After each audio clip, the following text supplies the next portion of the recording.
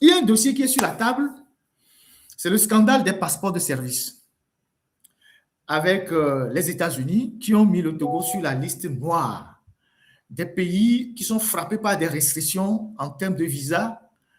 Mais encore plus grave, les Togolais qui sont arrivés sur le territoire américain, y compris ceux qui ont eu la Green Card à un certain moment donné, tout ça va être audité et éventuellement, ceux qui ont été reconnus comme ayant enfreint les lois américaines seront rapatriés dans leur pays.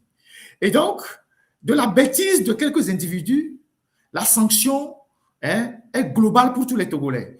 Tous ceux qui sont aujourd'hui à Lomé, qui ont gagné l'autorivisa, qui ont eu ci, qui ont eu ça, ceux qui veulent aller aux États-Unis pour des raisons professionnelles ou pour quelque raison que ce soit, ils vont devoir patienter. Mais ceux qui sont déjà aux États-Unis, dont la procédure d'arrivée dans le pays n'est pas conforme, ils risquent d'être rapatriés au Togo. Et donc, par la faute de quelques individus, la sanction touche tous les Togolais, toutes catégories confondues. Les jeunes qui sont à Lomé et qui souffrent et qui ne savent pas où aller, de temps en temps, ils se disent « Ah, si je trouve un visa américain, je vais quand même m'échapper. Ou je trouve un visa européen, je vais m'échapper. Au moins, arriver là-bas, je vais me débrouiller et pouvoir peut-être nourrir ma famille. » Mais aujourd'hui, cette éventualité ou cette possibilité n'est plus d'actualité parce qu'il y a quelques individus, par leur cupidité, leur gloutonnerie, ont créé des problèmes et la sanction touche tous les Togolais. Nous avons fait un dossier là-dessus, je vous en avais parlé plusieurs fois. On a fait un dossier là-dessus et on a commencé par sortir les débuts de preuves, des magouilles que les gens ont eu à faire et qui fait qu'aujourd'hui, on est sur la liste rouge de Donald Trump. Et je vous ai dit la semaine dernière que j'ai eu des contacts, mes contacts au département d'État, qui m'ont dit que il n'y a rien à faire. Le Togo doit coopérer, sanctionner les gens. Et les gens qui sont arrivés sur le territoire américain illégalement, alors qu'ils ne doivent pas rester, ils doivent rentrer d'eux-mêmes. À défaut, ils seront déportés. Parce qu'il y a justement des gens qui sont au cœur du pouvoir à Lomé, qui ont déplacé leur famille aux États-Unis. Pas une seule famille, des proches, des amis, la famille, les enfants, alors qu'ils sont au cœur du pouvoir à Lomé. Certains ont même, leurs familles ont même demandé l'asile, alors que leurs parents sont encore au cœur du pouvoir à Lomé.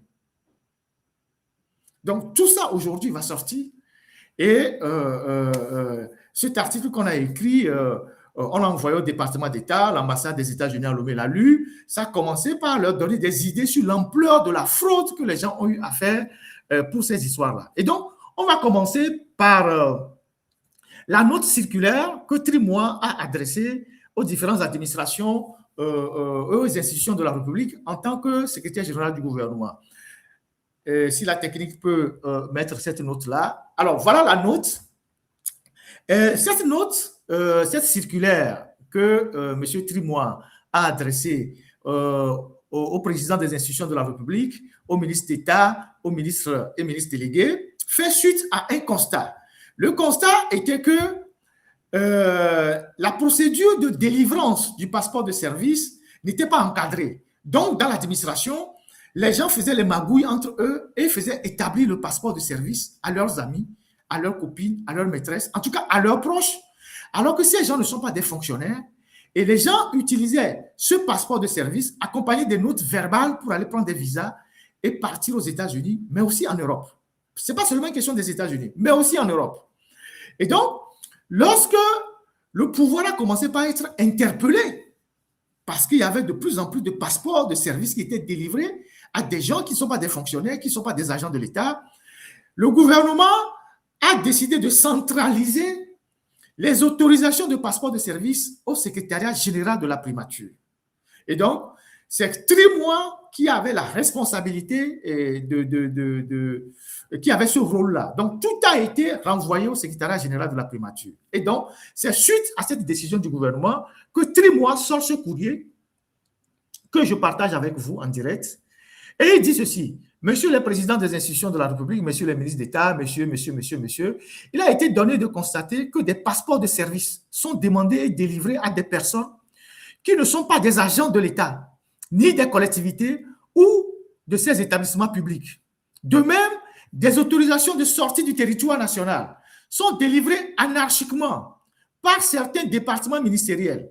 cette pratique n'est pas sans préjudice sur la réputation, l'image de notre pays et la fiabilité des documents administratifs. C'est Trimois qui le dit. Il convient de rappeler que le passeport de service n'est délivré par le ministère de la Sécurité, n'est délivré que par le ministère de la Sécurité et de la Protection civile qu'aux agents de l'État de ces démembrements et établissements publics à la demande des ministres utilisateurs et après accord du secrétaire général du gouvernement pour des déplacements dans le cadre des missions officielles. Par conséquent, tous les agents qui se livrent à des pratiques illicites, écoutez bien cette phrase-là, je vais revenir là-dessus. Par conséquent, tous les agents qui se livrent à des pratiques illicites s'exposent à des sanctions prévues par les lois et règlements intérieurs. Donc, Trimois rappelle aux ministres et aux agents de l'État que tout individu qui s'adonne à ces genres de pratiques sont exposés à la loi. Je vais avancer après, vous allez voir, parce qu'un des amis de Trimois a été arrêté dans cette histoire, comment Trimois s'est démerdé pour le sortir d'affaires, alors que c'est lui qui rappelait que ces pratiques sont punies par la loi. Donc, par conséquent, afin de mettre un terme à cette pratique et les conséquences que cela engendre pour notre pays, à compter du 1er juillet 2024, la délivrance du passeport de service obéit désormais à la procédure suivante. Toute demande d'établissement, première demande ou renouvellement d'un passeport de service est adressée au ministre secrétaire général du gouvernement par le ministre titulaire de l'agent demandeur pour accord. Donc, c'est Trimois qui vise, qui est le dernier à viser. Vous pouvez monter ça, s'il vous plaît. La demande doit être motivée notamment par la nature des fonctions, les fréquences des déplacements à l'étranger ou la prévision d'une mission en cours de préparation. Pour l'autorisation du ministre secrétaire général du gouvernement, la demande est accompagnée des pièces suivantes. Une copie de l'acte d'engagement, décret ou arrêté de nomination ou de décision d'engagement central du travail ou tout autre acte en tenant lieu. Une copie de la preuve de profession, attestation du travail ou de présence au poste signé du ministre utilisateur. Les 3 derniers bulletins de paye ou toute autre preuve que l'agent est bien rémunéré pour une structure publique ou officielle. La demande de renouvellement est accompagnée des mêmes pièces ci-dessus mentionnées et de la copie de l'ancien passeport de service. La demande approuvée par le ministre secrétaire général du gouvernement est directement transmise par ses soins au ministre chargé de la sécurité pour l'établissement du passeport. Le dossier complet de demande d'établissement ou de renouvellement de passeport des services doit être ensuite adressé par le requérant lui-même à la DGDN, donc le service des passeports, suivant la procédure habituelle d'enregistrement en ligne, machin.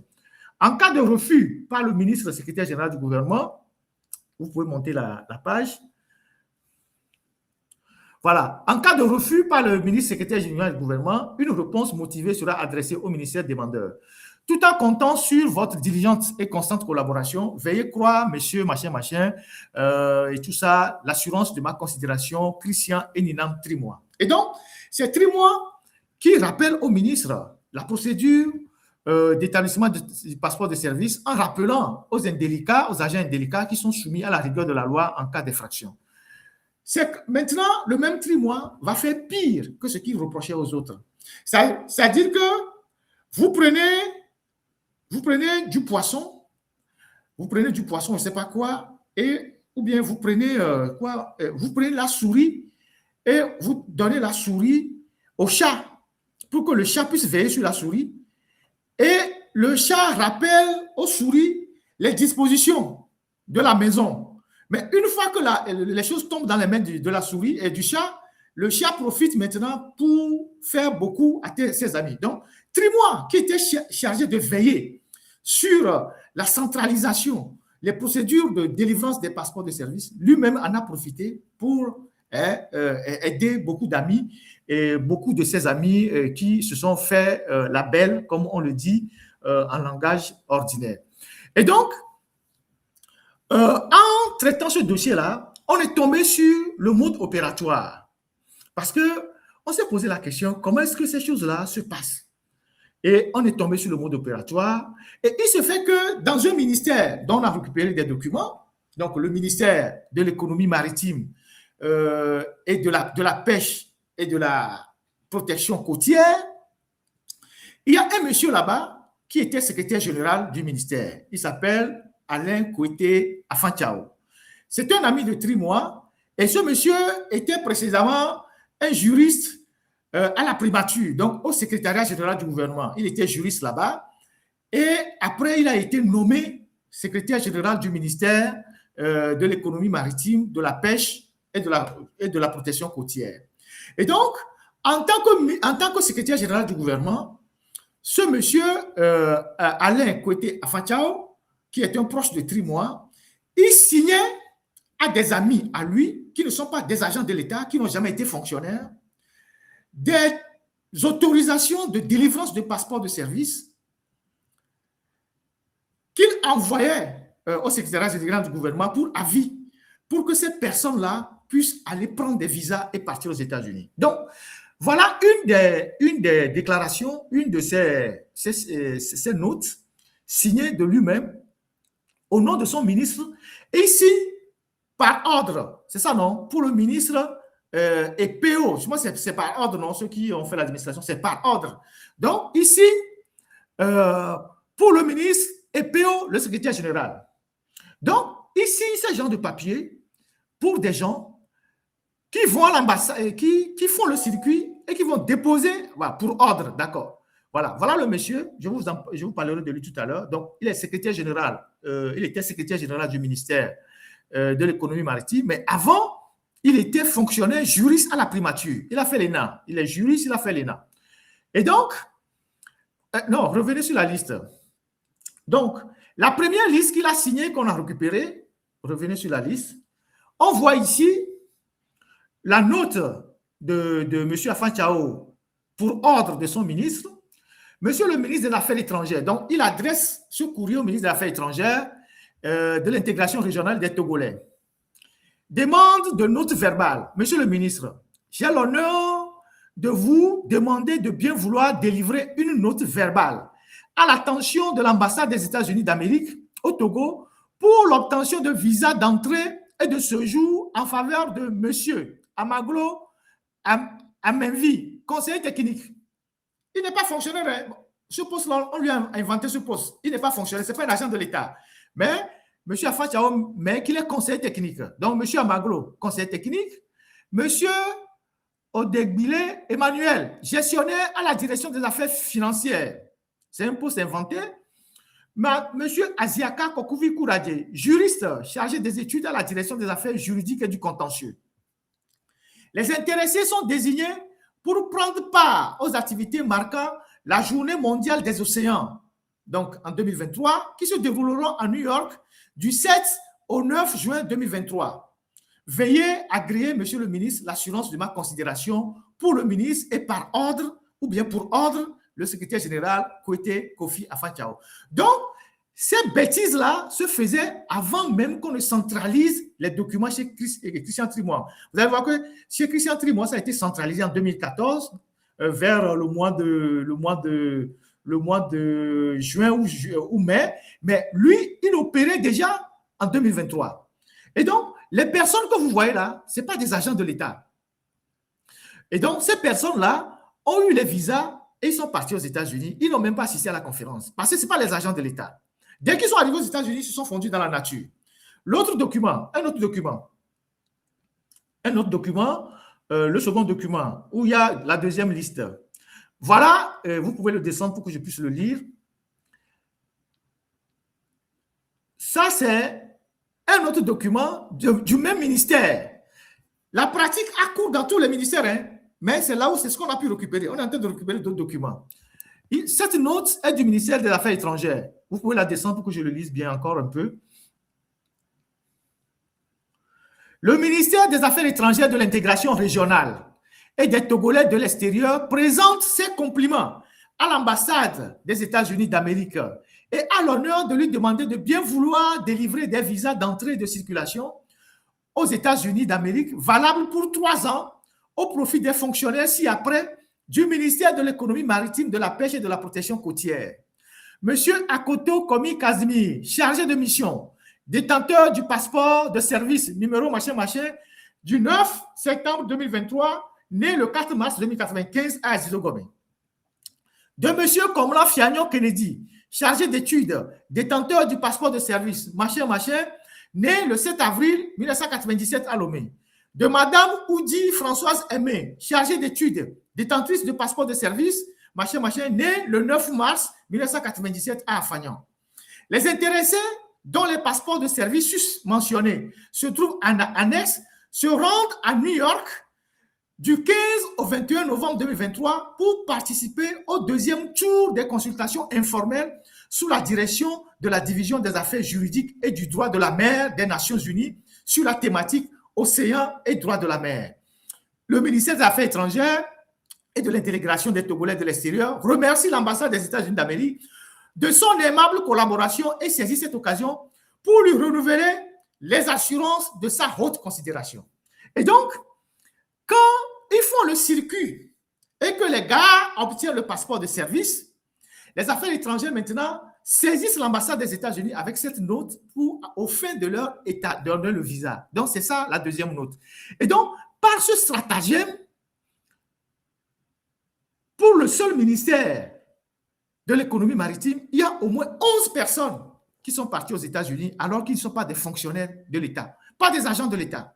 Et donc, quand le ministre, comment il s'appelle, Edem Tengue, a découvert que son secrétaire général faisait cette magouille en son nom, en signant pour ordre, il a fait arrêter ce monsieur-là, monsieur Afan Chao, qui était son secrétaire général. Et il a mis en garde à vue et ils l'ont fait jeter en prison.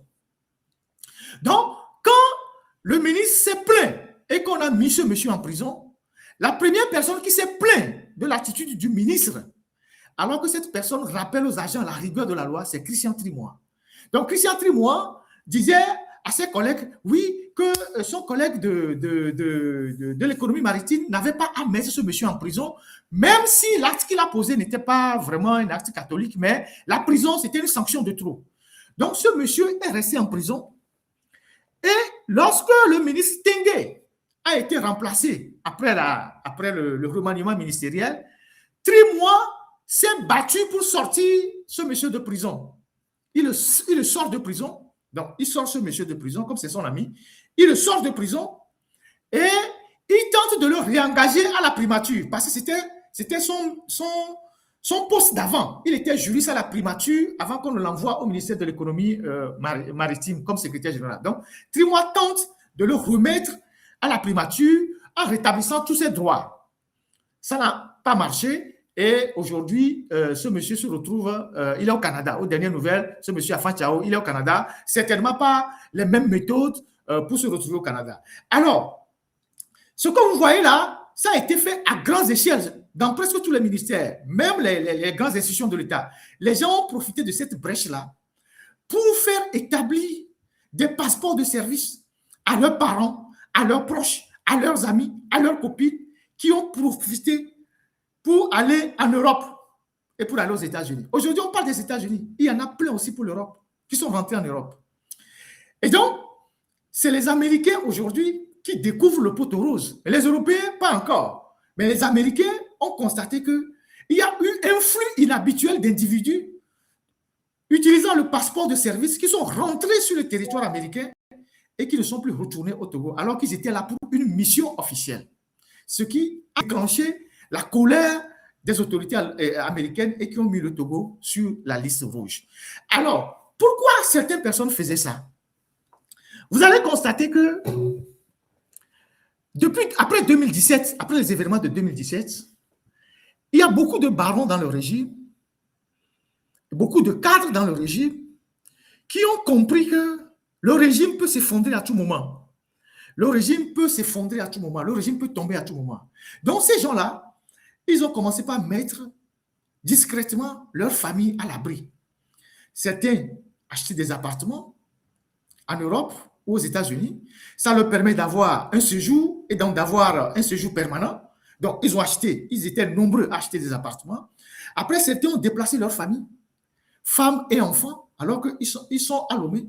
Ils ont déplacé leur famille parce que ces gens-là, ils étaient en train d'anticiper la chute du régime.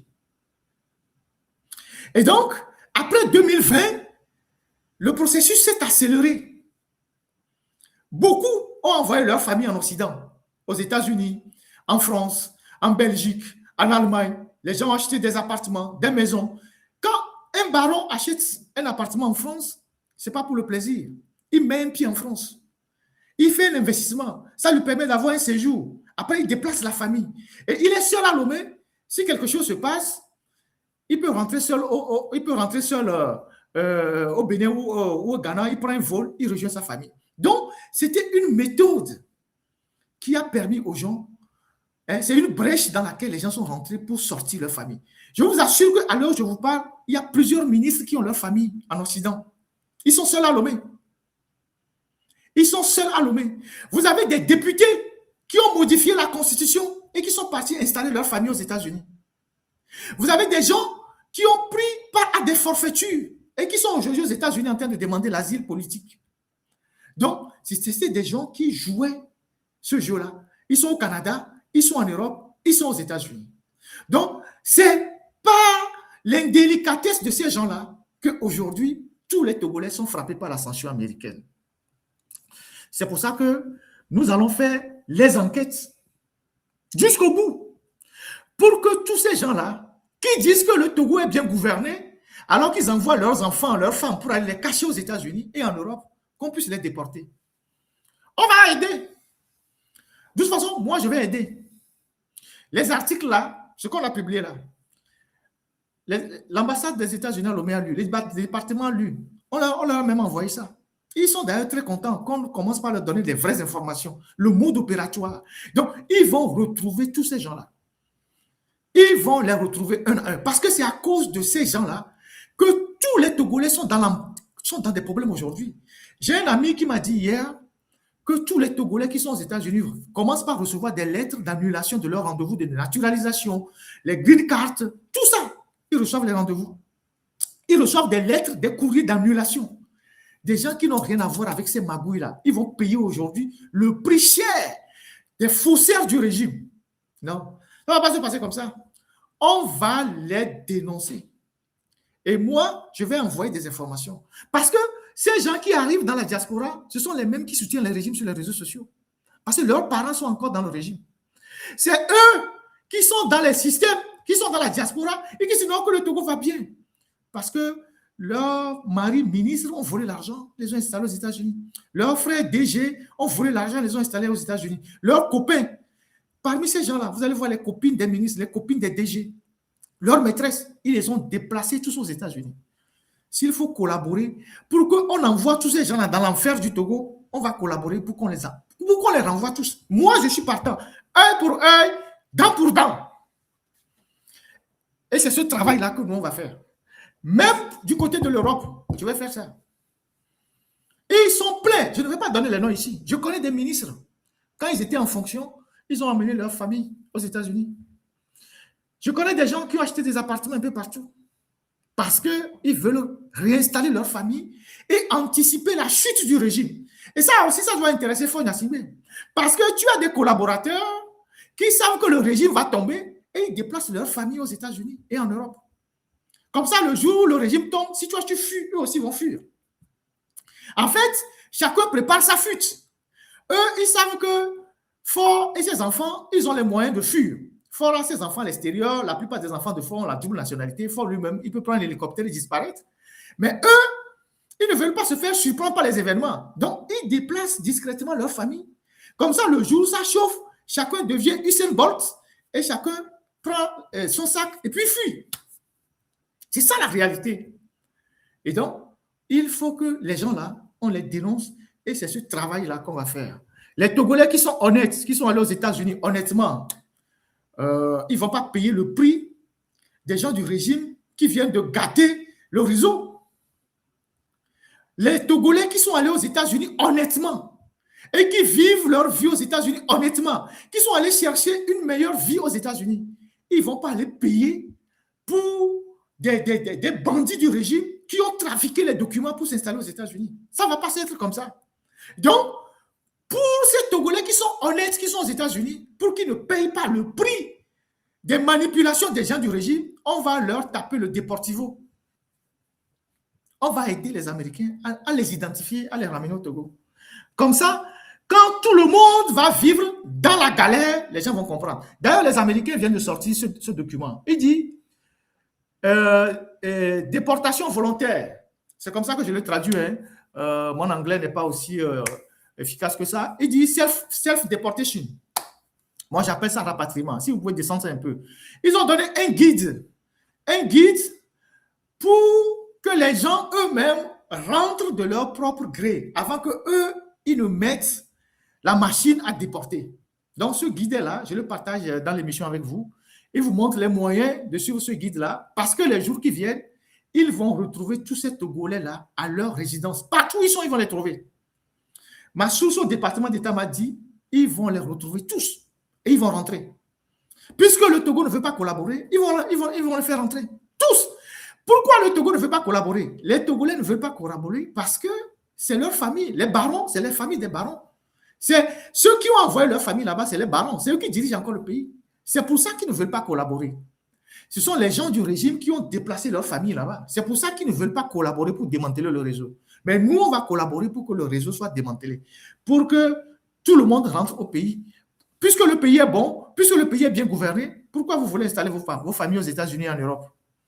On va tous jouer ce match-là jusqu'au bout. On va jouer. C'est Deportivo contre je ne sais pas quoi. Auto-rapatriement, d'accord. Donc, self-deportation. Donc, auto-rapatriement. Merci, doyen. Donc, voilà le guide que les Américains viennent de publier pour l'auto-rapatriement. Donc, les gens vont suivre ça. Si tu veux partir, tu pars. Hier, j'ai vu des gens qui étaient en train d'être déportés, des Somaliens vers le Minnesota, des Honduriens, tout ça. Ils étaient en train de déporter tous ces gens-là avec un avion. Chacun choisit. Donc, voilà ce que j'ai à dire sur ce dossier des passeports de service. On va repartager d'autres nouvelles informations avec vous. On collecte les données. Nous sommes en train de collecter les données. Et ce que vous avez vu là, c'est presque tous les ministères qui ont fait pareil, jusqu'à l'Assemblée nationale et tout ça. Les gens ont fait pareil. Donc, voilà ce qui se passe avec cette histoire. Et donc, Trimois, il est dans pain, il est plus que dans pain, et de même que ses amis et tout ça. Et plusieurs sont partis aussi au Canada par ce réseau-là.